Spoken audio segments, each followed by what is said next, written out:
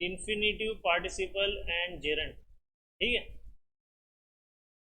मैं वो बोल रहा था कि मुझको नहीं, कि तीन तीन टीचर चाहिए पढ़ाने का। तो मैं उसको बोला कि मैं ये जब पढ़ा रहा हूँ तो मेरी ये शक्ल दिखेगी, रीजनिंग पढ़ाऊंगा तो मैं मुकुटा पहन लूंगा, और मैथ्स पढ़ाते वक्त तीसरा। वो क्या स्टूडेंट क्या है महाराष्ट्र के, ऐसा है ना कि उनको लगता है कि एक बंदा कैसे पढ़ा सकता है, मतलब वो खुद को कंपेयर कर रहे होते हैं सबसे, क्योंकि वो खुद तो पूरा पढ़ नहीं सकते, और वो सोचते हैं कि नहीं क्या एक बंदा कैसे का पढ़ा ले रहा है। उनके हलक के नीचे बात उतर नहीं रही है, क्योंकि उन्होंने बचपन से क्या है, अभी आएगा मैथ्स का टीचर, अभी आएगा इंग्लिश का टीचर। लेकिन सर ये एग्जाम वैसी नहीं है ना। हाँ, वो बस सबका देखने का नजरिया है, मैं क्या कर सकता हूँ। तो इन्फिनेटिव पहला है, following words take bare infinitive after them. अब देखो अभी तक इन्फिनेटिव बात करो तो अब क्या आ गया, बेयर। बेयर मीन्स पता है क्या, you are barely reached here, you are barely reached here. हाँ मतलब मुश्किल से तुम पहुंच पाए हो, है ना। सब नेट बंद कर, after them had better, would rather, would sooner, sooner than, rather than, had sooner। तो ये एग्जांपल है बेयर इन्फिनेटिव के। अब मैं बेयर इन्फिनेटिव का एक इजी एग्जांपल बता दो जिसमें टू नहीं आएगा, वो बेयर इन्फिनेटिव हो गया। क्या बोला मैंने, टू नहीं आना चाहिए, टू समझता है, टी ओ, टू, ठीक है ना, टू। ये वर्ड्स में नहीं आना चाहिए, जो वर्ड्स है ना वहाँ पे टू नहीं आ रहा है यूज। देखो जैसे कि अगर had to better, to had better, would to rather, to would rather, मतलब टू वर्ड नहीं आ रहा है ना वहाँ पे। मैं मीनिंग समझाना चाह रहा हूँ, जो उसमें नहीं पता है वो मैं बता रहा हूँ, ठीक है। हाँ तो बेयर इन्फिनेटिव में ये वर्ड्स यूज होंगे, ठीक है।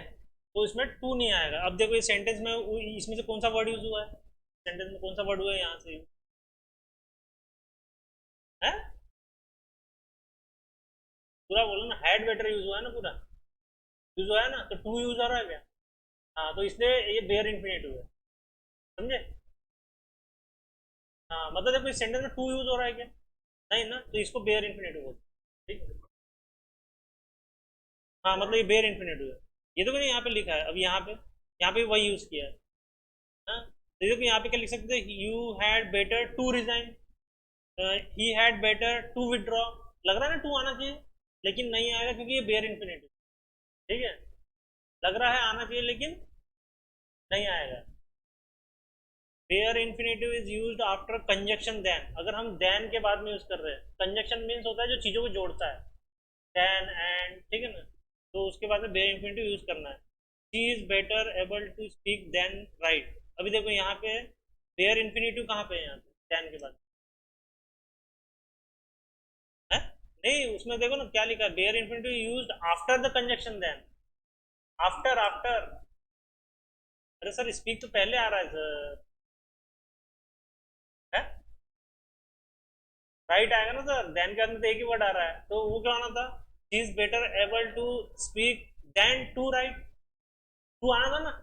लेकिन क्यों नहीं आएगा, क्योंकि बेयर इन्फिनेटिव है। तो वो क्या बोल रहा है, देन के बाद अगर यूज होगा तो टू नहीं आएगा। भाई अपन सेंटेंस है उसमें देन का टू यूज करते हैं, वो गलत है, करते हैं अपन, समझ रहे हो। ये भी वही एग्जांपल है, ठीक है। इसमें देन के बाद में मी आ रहा है, तो टू मी तो नहीं आया ना, तो बेयर इन्फिनेटिव हो गया।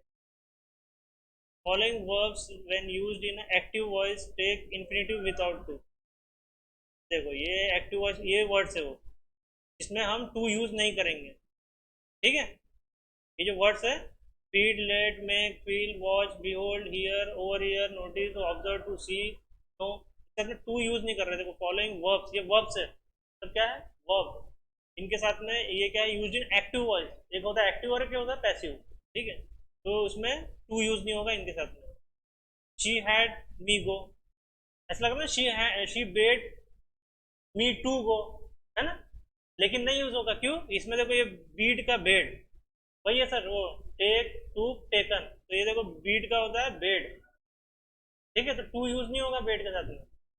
लेट हर सिंग, लेट है यहाँ पे है, टू आया यहाँ है। इसमें इसमें यहाँ पे मेड है, मेक का मेड, यहाँ पे कौन सा है इसमें से, नोटिस, नोटिस है ना। तो टू बेयर इन्फिनेटिव। अब देखो पैसिव वॉइस में, देखो पैसिव वॉइस में in this verbs take infinitive with to. अब पैसिव वॉइस में क्या बोल रहा है, टू लेना है, लेना है, ठीक है ना। तो यहाँ पे देखो he was made to sing. अब देखो मेड तो आ गया, लेकिन पैसिव वॉइस में he was made to sing, और ये क्या था, आई मेड हिम सिंग। तो ये देखो ये एक्टिव है, ये पैसिव है। अब पढ़ोगे तो समझेगा। तो यहाँ पे टू इसलिए यूज किया गया, ठीक है। आई वॉज बिडन टू गो, आ गया बीड, ये बीड वाला बिडन है ना। तो यहाँ पे टू यूज हुआ, क्यों, क्योंकि वो पैसिव वॉइस में है। अब देखो क्या बोल रहा है, let always takes infinitive without to. अगर लेट आ रहा है, एक्टिव हो पैसिव हो कुछ भी हो, लेट आया तो टू नहीं लेना है। तो इसने नहीं लिया, ये देख लो, ही वॉज लेट सिंग। ऐसा लग रहा है सेंटेंस गलत लग रहा है ना सर, लेकिन है असली सही। इसमें ऐसा लगता है कि she was let to sing, है ना, लेकिन नहीं, नहीं आता सर, लेट के साथ नहीं आता, ठीक।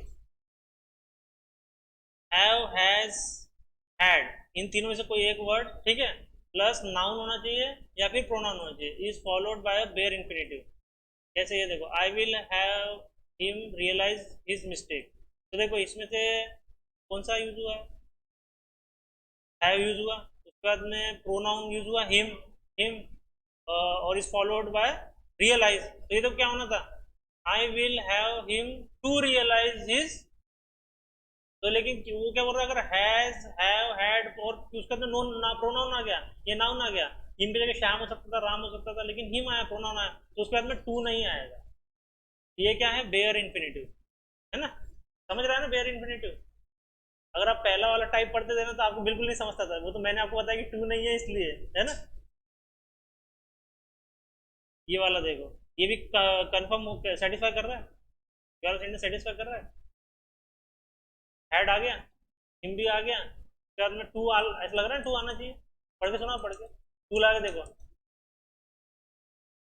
Him to know his mistake, है ना, ऐसा लगता है। लेकिन वो सेंटेंस गलत है, तो पेपर में टू देगा और आपको उसको गलत बस बताना है, वो सेक्शन गलत है। आप अगर वो रहता ना कि करेक्ट करो, सब बच्चे फेल हो जाते। वो डिफिकल्ट है ना सर, कौन सा ना पहचान पाएगा इतना, सिर्फ गलती ढूंढनी है आपको।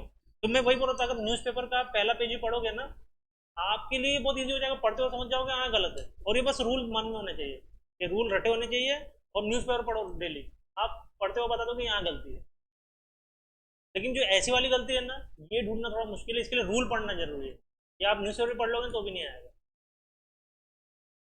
If two infinitives are joined by and the two of the second infinitive is usually dropped। मतलब जब दूसरी बार वो यूज करेगा वो वर्ब को, तो उसका टू यूज नहीं होगा। देखो समझेंगे, आई इंटेंड टू सीट, यहाँ देखो टू यूज हो गया, उसके बाद में टू के बाद में क्या है, सीट। तो टू सीट जो वर्ड है ना वो है इन्फिनेटिव, टू सीट क्या है, इन्फिनेटिव। अगर टू नहीं होता तो सीट क्या होता है, बेयर इन्फिनेटिव। लेकिन सीट बेयर इन्फिनेटिव में आता है क्या, ये देखो यहाँ जितने वर्ड्स है, ये इसमें सीट है क्या, सीट, इसमें सीट है क्या इसमें, है। हाँ तो नहीं है ना, तो इसमें तो सीट जो वर्ड अगर आया तो उसमें टू यूज होगा, समझे, टू यूज होगा। और देखो फिर क्या है, sit in my room to read novels and to read. तो पहला अगर यूज कर लिया तो दूसरा हमें ड्रॉप करना होगा, छोड़ना होगा। जैसे हिरोशिमा नागासाकी पे हमने लिटिल बॉय छोड़ा था, ड्रॉप कर दिया था लिटिल बॉय, वैसे ड्रॉप करना है यहाँ, ड्रॉप। लिटिल बॉय पता है, bad boy, little boy. But and except take bare infinitive, मतलब कि बट और एक्सेप्ट आया तो टू यूज करना नहीं है। देन दे फॉलो, अगर ये फॉलो करना चाहिए, लेकिन उन्होंने ये टू आना चाहिए, फिर नथिंग आना चाहिए, या एनीथिंग या एवरीथिंग, मतलब ये सब भी है। देखो I can do nothing but protest, तो ये बट आ गया, बट आ गया, और यहाँ पे डू और नथिंग भी आ गया, तो यहाँ पे टू नहीं आ गया, तो यहाँ टू कहाँ आना था, हाँ बट टू प्रोटेस्ट। ऐसे हंस हंस के नहीं, क्या सीख जाओ। He did nothing but cry, देखो अभी इसमें बट टू क्राई है, लेकिन क्या है यहाँ पे डिड और नथिंग की जोड़ी बन गई ना, तो नहीं है। और बट भी आ गया, तीनों आ गए। जेरन बताया था मैंने, बताओ। कल ही बताया था, परसों भी हर हर क्लास में बताया लगता है मुझे। ऐसा तो है ना। जेरंड क्या होता है ये बताओ ना, वो तो नाउन के पहले बाद में छोड़ो ना, वो तो कई रूल है फिर तो, प्रिपोजिशन के पहले इधर उधर। सर आप पढ़ नहीं रहे हो घर जाके। हाँ, तो अब क्लास जब चलती है ना तब तक तो होता ही है सर, तो जेरंड एक वर्ब होता है, वर्ब। मैंने आपको भी बताया था शायद, जेरंड। हाँ, जब आप आखिरी बार भी थे तब इनको बताया था जेरंड। जेरंड आया था।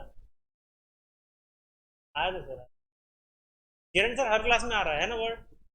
अभी इसके ऊपर चैप्टर अभी अलग से आया है ये चैप्टर है इसके ऊपर अभी। जेरंड एक वर्ब है, वर्ब। ठीक है ना। कैसा वर्ब है ये देखो, a preposition is always followed by gerund not by an infinitive. तो जेरंड है तो इन्फिनेटिव, इन्फिनेटिव नहीं रहेगा मतलब है। इन्फिनेटिव नहीं रहेगा मतलब क्या नहीं रहेगा? टू नहीं रहेगा। समझ रहे हो सर, टू नहीं रहेगा, लेकिन प्रीपोजिशन रहेगा। दिख रहा है ना यहाँ पे, दिस इज गुड रूल।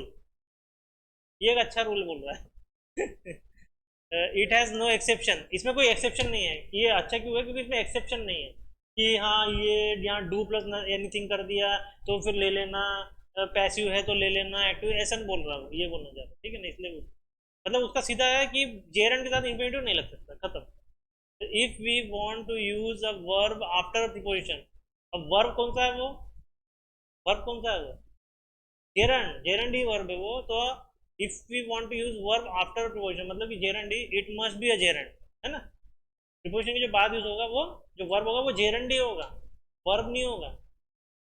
लेकिन जेरंड एक वर्ब है, लेकिन वो टाइप ऑफ वर्ब है, उसका नाम है gerund. It is impossible to use an infinitive after अ।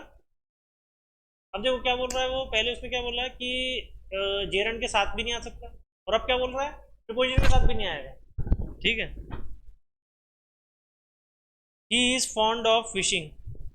देख लो अभी इसमें जेरंड कहाँ है और प्रीपोजिशन कहाँ है? प्रीपोजिशन कहाँ है और जेरंड कहाँ है? क्या हो गया? ही और इज। सर ही तो प्रोनाउन हुआ। सर इज तो हेल्पिंग वर्ब हुआ। ऑफ हुआ प्रीपोजिशन, और जेरंड फिशिंग। ये अगला। तो देखो यहाँ पे कहीं टू आया, और टू आ भी नहीं सकता सर, आप पढ़ के देख लो, ऐड के बाद में टू ला के देखो, देखो तो टू ला के देखो ना। नहीं ला सकता, वो बोल रहा हो ही नहीं सकता। बोलते हैं क्या? हाँ सर, पहले वाले सेंटेंस में तो बिल्कुल नहीं लगेगा, पहले वाले सेंटेंस में तो बिल्कुल नहीं लगेगा टू। इसमें तो पक्का नहीं लगेगा, शायद नीचे वाला लगा देते थे, लेकिन ऊपर नहीं लग सकता है ना, नहीं लग सकता ना। नहीं सर, साउथ मतलब कोस्टल एरिया में करते हैं। सर जिंदा लेते हो कि मरी हुई है, फ्रोजन? क्या लेते हैं सर? है झींगे। आपके नहीं क्या सर फेवरेट? झींगे फेवरेट नहीं है क्या आपके?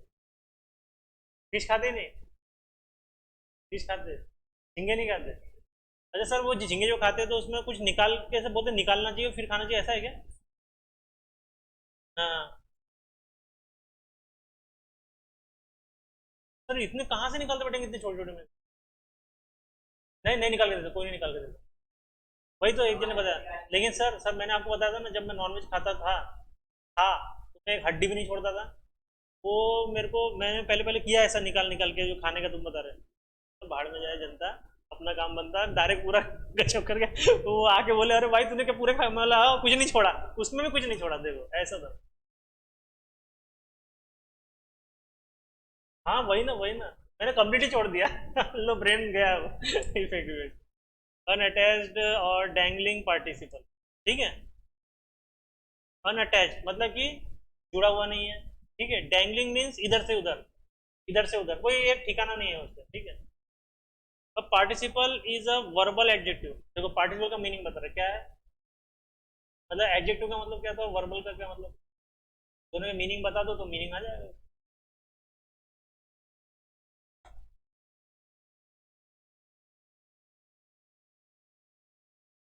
Sir adjective.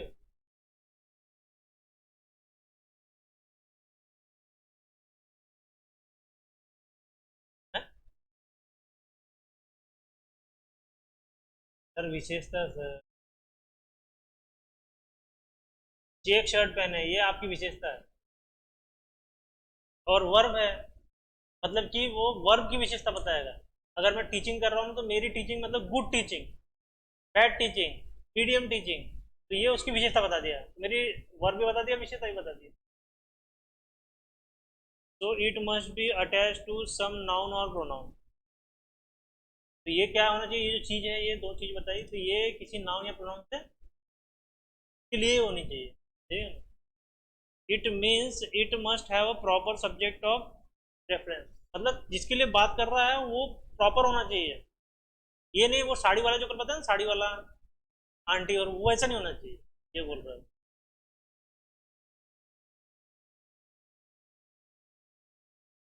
If a participle is not attach to some noun और pronoun it called dangling participle, ठीक है ना, समझ गया मतलब, किसी नाउन और प्रोनाउन से कनेक्ट नहीं है, बोलो ना प्रॉपर रेफरेंस होना चाहिए, अगर नहीं है तो फिर वो डैंगलिंग हो जाएगा, मतलब उसका कोई ठोर ठिकाना नहीं है किससे कनेक्टेड है वो, ठीक है ना। तो ये देखो, look at the following sentence, waiting for the train a brick fell on feet, इसका मीनिंग बताओ, इस सेंटेंस का मीनिंग, प्रशिक सर मीनिंग बताओ।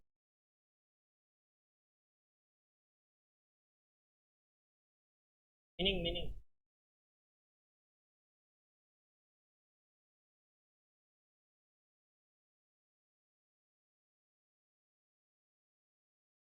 मीनिंग बताओ सर, प्रशिक सर मीनिंग। हाँ, पूरा सेंटेंस तो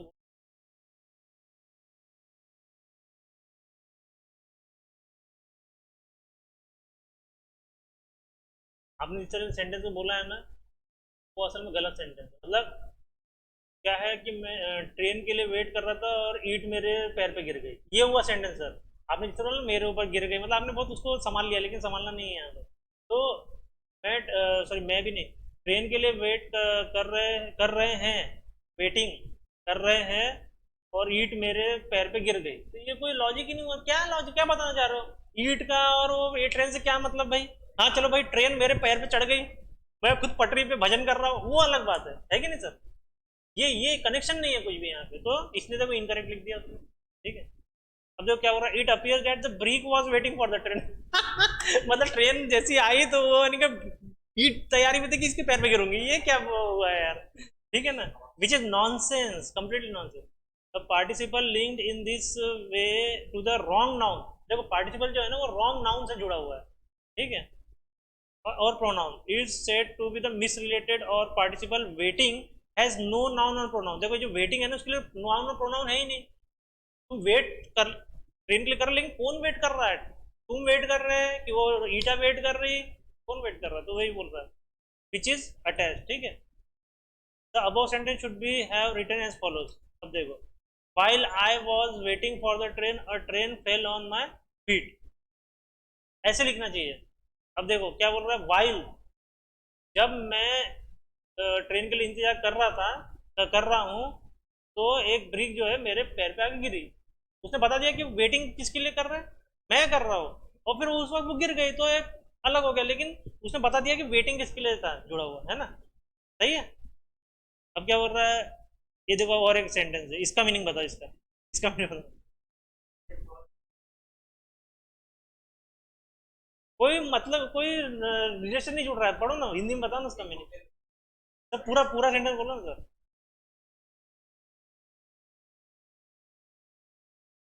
हाँ,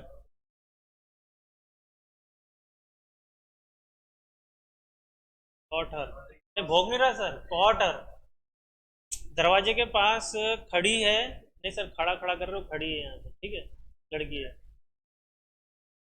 अरे लड़की है बोल रहा हूँ यहाँ पे, ठीक है, तो दरवाजे के पास खड़ी है और एक कुत्ते ने पकड़ लिया, तो भाई खड़ी है और कुत्ते ने पकड़ लिया, ये क्या नॉनसेंस तुम सेंस बता रहे हो, कुत्ते ने पकड़ लिया, ये क्या सेंटेंस हुआ भाई। तो अगला देखो क्या बोल रहा है, while she was standing near the gate a god dog caught her, ठीक है ना, जब वो उसके पास में खड़ी थी गेट के पास में, तभी उसको पकड़ लिया, ऐसा है।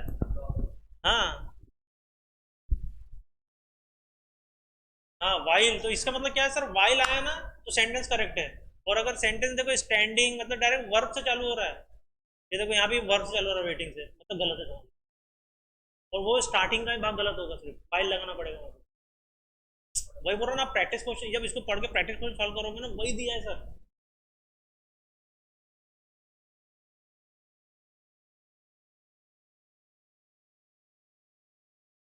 नहीं तो अब पढ़ना तो पड़ेगा नहीं सर, आपने क्या डेली उतना टाइम दो ना सर इसको। नहीं, लिखना भी एक सही है, क्योंकि वो सामने आप जब पढ़ोगे ना तो अपनी राइटिंग से पढ़ोगे, तो बता था ना सर आपको। लेकिन धीरे धीरे पढ़ पढ़ के लिख रहे क्या? हाँ, चलो 20% तो दिमाग में गया होगा। हाँ, तो और जब पढ़ोगे सामने 40 हो जाएगा, फिर 60 80। How to correct this sentence, देखो क्या है, one option would be change the subject so that it name the actor that modifier implies. क्या बोल रहा है, when watching films I find commercials specially irritating, इसका मीनिंग बताओ। नहीं सर, व्हेन है ना, जब आ गया ना सर। नहीं देखता हूँ, नहीं सर देख रहा हूँ सर, सब टेंस मैंने पढ़ा दिया सर। हाँ? सर आप सिर्फ सेंटेंस का मीनिंग निकालो ना, छोड़ो ना।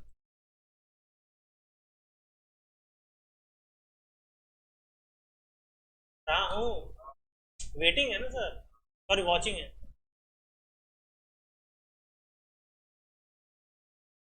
हाँ, करता है नहीं सर, कर रही है, इरिटेटिंग है ना सर। हाँ कंटिन्यूस है, प्रेजेंट है, तो वो इरिटेटिंग कर रही है मुझे। मुझे ऐसा लगा कि वो मुझे इरिटेटिंग कर रही है, ठीक है। तो ये देखो क्या है, another option would be turn the modifier into word group that include the actor. अब देखो ये इसका इसका करो, इसका करो।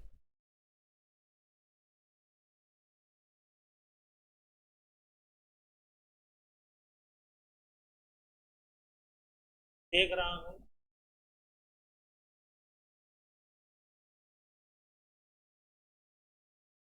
सर, देखो दोनों सेंटेंस फर्क क्या है, पहला वाला क्या है, मुझे पता लगा ऐसा कि वो मुझे परेशान कर रही है, और इसमें इसमें सेकंड सेंटेंस क्या हो रहा है, वही परेशान कर रही है स्पेशली, वो तो बोल रहा है ना, स्पेशली वही परेशान कर रही है। देखो उस पहले सेंटेंस में उसको लगा कि हो सकता है बाहर बारिश हो रही हो, तो भाई बारिश प्लस वो घटिया ऐड। लेकिन यहाँ से दूसरे सेंटेंस में क्या हो रहा है, सिर्फ वो ऐड और कुछ नहीं। तो ये देखो ये फर्क है, दोनों करेक्ट है, दोनों। और इसमें पता कैसे कर सकते हैं सर, वैन और वैन से शुरू हो रहा है, डायरेक्ट वो किसी वर्ब से चालू। Being a cold morning I didn't go to office. बताओ, सही सर आप बताओ।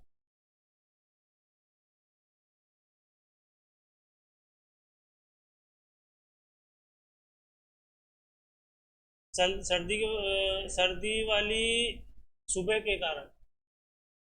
हाँ, सर्दी वाली सुबह के कारण। सर्दी, ठीक है। और अगला, नहीं अगला अगला।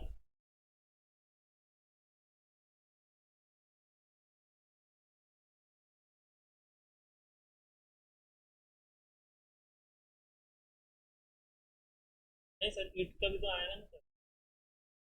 अच्छा अगला, और एक अगला वाला, ये वाला।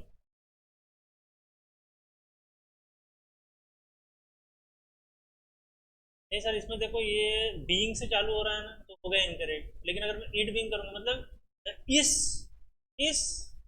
ठंडी सुबह के कारण, उसमें क्या डायरेक्ट, ठंडी सुबह के कारण, है ना। और इसमें क्या है, द मॉर्निंग, उसमें क्या आर्टिकल लगा दिया इसमें, ठीक है ना। मतलब द मॉर्निंग करने से क्या हो गया, उसको महत्व दे दिया, तो इसलिए भी ये करेक्ट हो गया। तो समझ कर रहा है, आर्टिकल लग गया, इट लग गया, इसी कारण सेंटेंस करेक्ट होता है। तो इस इस ठंडी मॉर्निंग के कारण, वहां पे इस नहीं बोल रहा ना सर, वो पूरा ठंडी मॉर्निंग के कारण ऐसा है, ठीक है। As you see, a dangling participle is one that either has noun or pronoun. देखो डैंगलिंग पार्टिसिपल था यहाँ पे, मतलब कौन सा है डैंगलिंग पार्टिसिपल? यही है ना सब, वेटिंग और वो क्या था, वॉचिंग, है ना? तो अगर इनके साथ में नाउन और प्रोनाउन यूज नहीं हुआ है, नहीं हुआ था ना सर वो, वेटिंग फॉर, है ना, उसमें फिर प्रोनाउन यूज हुआ था, बाद में सेंटेंस करेक्ट। अगर नहीं हो रहा है, modify or else is not close enough to the word it is supposed to modify to prevent it from attaching another element, तो हमको दूसरा और एलिमेंट उसको चिपकाने से बचना चाहिए। अगर प्रोनाउन और नाउन नहीं है तो कुछ एलिमेंट लगने से भी बचना चाहिए, कनेक्शन नहीं होना चाहिए उनका। उसको बता रहा है वो कैसे, देखो ये देखो एग्जांपल, जिसमें देखो वर्ब से चालू टैग चालू हो रहा है लेकिन ये सब सही है, तो वही बताना चाह रहा है कैसे उसको करेक्ट किया जाए। अगर नहीं लग रहा है आखिरी में प्रोनाउन और ये सब, तो फिर करेक्ट कैसे करना, और हमको पहचानना कैसा है कि वर्ब से अगर चालू हो रहा है तो ये सेंटेंस करेक्ट है, ठीक है। In either case the sentence is both ambitious and non sensical, अगर वो सेंटेंस को पढ़ा जाए तो वो ऐसा लगता है कि कोई मीनिंग नहीं निकल रहा उसका, है ना, नहीं निकल रहा होता। Even if a sentence is not rendered nonsense by a dangling participle, it will be a ambiguous and that is almost as bad. तो अगर वो मीनिंग नहीं निकल रहा तो फिर वो क्या हो जाता है, बहुत ही गलत हो जाता है, ठीक है। Dangling participle are not considered acceptable in standard English, है ना, सही है ना, तो इंग्लिश में भाई उसको सही नहीं समझा सकता, तो they should be avoided in writing, मतलब उसको लिखना नहीं चाहिए वैसा। Walking to the hill, going to the bar, मतलब नहीं करना चाहिए, तो वो क्या हो रहा है। However some participle are as considering, अब देखो जो कंसिडरिंग वर्ड है यही सिर्फ ऐसा यूज होगा, इसको रट्टा मारना है आपको।